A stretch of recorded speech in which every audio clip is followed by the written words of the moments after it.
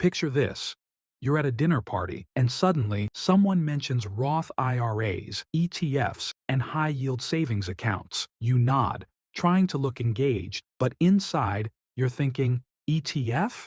Is that a type of sandwich? You're definitely not alone. Studies show that most adults feel like they know their way around finances, yet only about a third are truly financially literate. If you're in that group of, I think I get it, but maybe not, don't sweat it. Today, we're diving deep into the basics of financial literacy. We'll bust some myths, break down money strategies that work, and uncover some of the secrets about managing money that they don't teach in school. So whether you're a savings pro or just trying to figure out why your bank balance seems allergic to staying positive, I promise there's something here for everyone. Ready to make your money work harder than you? Let's get started. Hello, everyone. Today's topic hits close to home because, let's be real, financial literacy is about more than just knowing how to save. It's about giving yourself the tools to make smart, confident choices that lead to a secure future. Think of it like learning a new language. Not French or Spanish, but the language of money. Imagine being in a room where everyone speaks money fluently, and you're just nodding along, totally lost. Intimidating, right? That's how a lot of people feel, even with basics like budgeting, credit scores, and investments. But here's the good news. Nobody's born with financial wisdom. It's a skill you can learn, just like anything else. And the more you learn, the better you get. So grab a notepad if you're feeling fancy. Today, we're decoding this language together. Financial literacy isn't some exclusive club. It's the ticket to building the life you dream of. And today, we're handing out the VIP passes. Let's tackle one of the biggest myths right away. Just because you know about money doesn't mean you're going to be rich. Have you ever heard the phrase, just get smart with money and wealth will follow? It sounds like a motivational poster, right? But the reality is that being financially literate doesn't automatically mean you'll be wealthy. Take my friend Mike, for instance. Mike knows finance inside and out. He could write a thesis on investment strategies.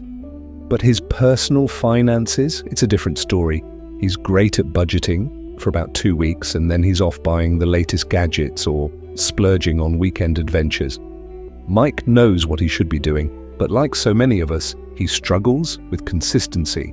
So today, we're exploring why financial knowledge alone isn't enough, and how habits, discipline, and mindset are just as critical.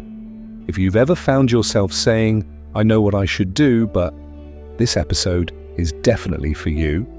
All right, let's break down the core elements of financial literacy: budgeting, investing, debt management, and building an emergency fund.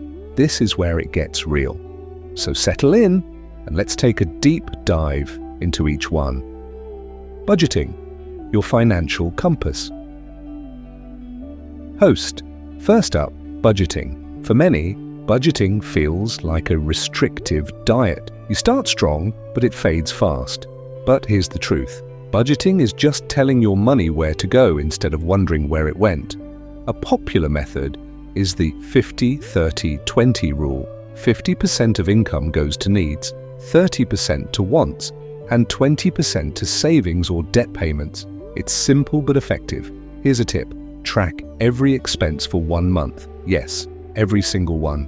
By month's end, you'll have a crystal clear view of where your money actually goes. Investing, your money's growth engine. Host. Next, let's talk investing, the tool that helps your money grow faster than inflation eats away at it. Enter compounding. Think of it as the magic ingredient in building wealth. Imagine you invest $1,000 at 7% growth. Year 1, you make $70. Year 2, that 7% applies to $1,070, and so on. This snowball effect can transform even small amounts into something big over time. Think of it like planting a tree. At first, it's a tiny sapling, but with consistent care, it grows into something solid and lasting. That's what investing can do for your money. Let's get real about debt. Debt can be a helpful tool or a heavy burden depending on how you use it. There's good debt, mortgages or student loans that add value over time, and bad debt, credit cards, or payday loans that weigh you down with interest. If you're dealing with high-interest debt, focus on chipping away at it first. Even an extra $20 each month can make a big difference over time. I know someone who had major credit card debt. Let's call him James. He tackled it one small win at a time and eventually broke free. Now, instead of paying off interest, he's building wealth. Finally, the emergency fund. That financial cushion we all need. Ideally, aim for 3 to 6 months of living expenses. This can feel overwhelming, but even saving a few $100s can make a big difference in an emergency. Here's a tip.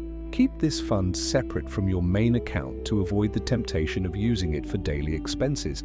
Think of it as your break glass in case of emergency money. And here's where it all comes together: your mindset. Knowledge gives you the what, but mindset is the why. Why are you saving? Why are you investing? Financial goals grounded in a sense of purpose make it easier to stick with the plan even when things get tough. And that's where discipline comes in. Setting a budget is one thing, sticking with it is another. One way to keep your mindset strong is to write down your goals and revisit them daily. When you have a solid why, every dollar saved feels like a step closer to something meaningful. So to sum it all up, we've talked about budgeting, investing, debt management, and the emergency fund, the core pillars of financial literacy. Remember, this is a journey, not a destination. Each step, however small, is progress. And here's the best part. It's never too late to start. Financial literacy is a lifelong journey, and every piece of knowledge empowers you to make smarter decisions. So keep learning, stay committed, and build that financial future you envision. Thank you for joining me today. If you found value here, share this episode with someone who could use a bit of financial inspiration. And tell me, what's one financial goal you're working on? Let's start a conversation in the comments. And don't miss our next episode. We'll be diving into practical wealth-building strategies you can start today. Until then, stay motivated, stay informed, and keep building the future you deserve.